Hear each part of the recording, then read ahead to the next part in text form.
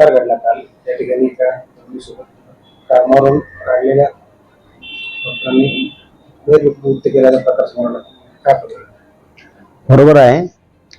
घाटीमध्ये x-ray विभागामध्ये एका तरुणीसोबत तेथील तंत्रज्ञाने तिचा एक्स-रे घेण्यासाठी तिला कपडे काढावे लागतील असे सांगून तिचा टॉप वरती करण्यास सांगून तिला चुकीच्या पद्धतीने स्पर्श केल्याबाबत त्या पीडित तरुणीने फिर्यादीने वैद्यकीय अधीक्षक यांना अर्ज दिला होता.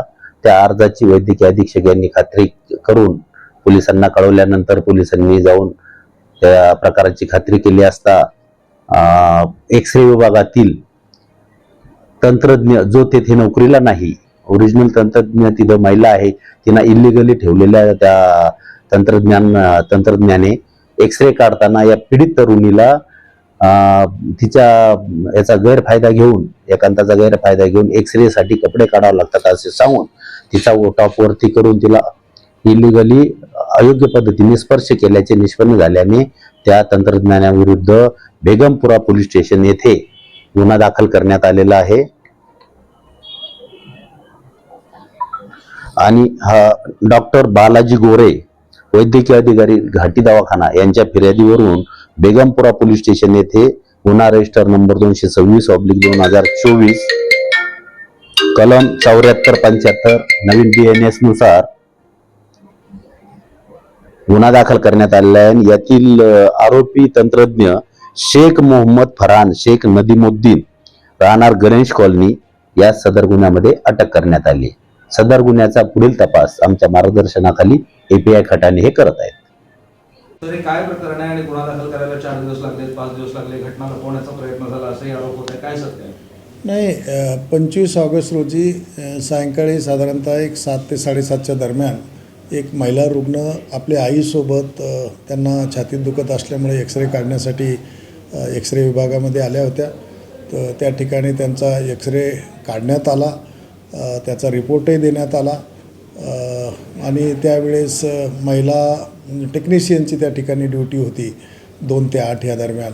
परंतु सदरील महिला टेक्निशियन ह्या अनधिकृतपणे विनापरवानगी गैरहजर होत्या आणि त्यांनी त्यावेळेस एका कोविडमध्ये काम केलेल्या टेक्निशियनला बोलून हा एक्स-रे काढण्यात आला. त्यावेळेस एक्स-रे काढताना त्या महिलेची आई त्याच ठिकाणी सोबत होती, आमचा एक वर्गचार कर्मचारी त्या ठिकाणी होता. परंतु एक्स-रे काढल्यानंतर रिपोर्ट घेतल्यानंतर दुसऱ्या दिवशी महिलेच्या सदरील रुग्णाच्या आईने तक्रार दिली की त्या ठिकाणी त्यांना टॉप काढण्यास सांगण्यात आला, वाईट हेतून स्पर्श करण्यात आला. याची त्यांनी तक्रार वैद्यकीय अधीक्षकाकडे 26 तारखेला दिली होती. त्याच्या 2 दिवसातच आम्ही त्याची 48 तासामध्ये विभागामार्फत चौकशी केली. मी स्वतः आमच्याकडे डेप्युटी डीन हॉस्पिटल यांच्या अंडर 5 प्रोफेसर आणि असोसिएट प्रोफेसरच्या अंडर चौकशी केली.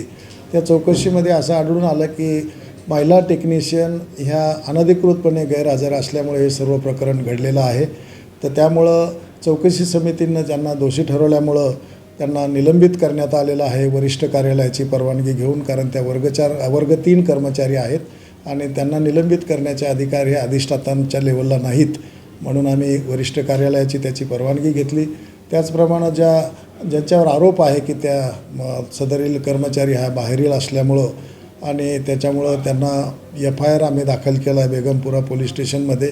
कोणतीही जर कारवाई करायची असेल तर त्याला लिगल आस्पेक्ट लागतात आणि चौकशी करूनच अशी कारवाई करावी लागते. त्यामुळं साधारणतः 2 ते 3 दिवसाचं त्यामुळं निश्चित विलंब झाला. परंतु ही कारवाई केलेली कायद्यामध्ये बसायची असेल तर आपल्याला ते चौकशी समितीच्या मार्फत केलेली आहे.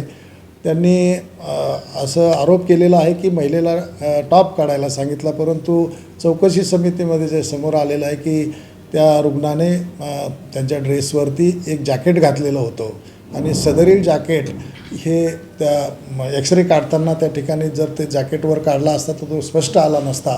तर त्यामुळं ते जॅकेट काढायला सांगितलेलं आहे असं त्यामध्ये नमूद करण्यात आलेलं आहे. यामुळं प्रशासनानं ही गंभीर घटना आहे. सध्या आपल्याकडं अनेक घटना अशा घडत असताना ही घटना घडणं दुर्दैवी होतं आणि त्यामुळं आम्ही जितकी कठोर कारवाई या संस्थेच्या लेवलवर करणं शक्य होतं ती आम्ही केलेली आहे. आम्ही कोणालाही याच्यामध्ये पाठीशी घालणार नाही. विभाग प्रमुखाचंही आम्ही स्पष्टीकरण मागितलेलं आहे. ते जर समाधानकारक वाटलं नाही तर ते आम्ही शासनाकडे पाठवणार आहोत. त्यामुळं रुग्णसेवेमध्ये कोणतीही तडजोड करण्यात येणार नाही आणि ही चौकशी समितीचा निर्णय आल्यानंतर यावर आम्ही कारवाई केलेली आहे. याच्यासाठी आम्हाला काही संघटनाचे निवेदनही प्राप्त होत आहेत. त्याची आम्ही गांभीर्याने दखल घेतलेली आहे आणि यामध्ये कुठलीही हायगय करणार नाही. भविष्यामध्ये जर याच्यापेक्षा मोठी कारवाई करायची गरज पडली तर ती आम्ही निश्चित करू.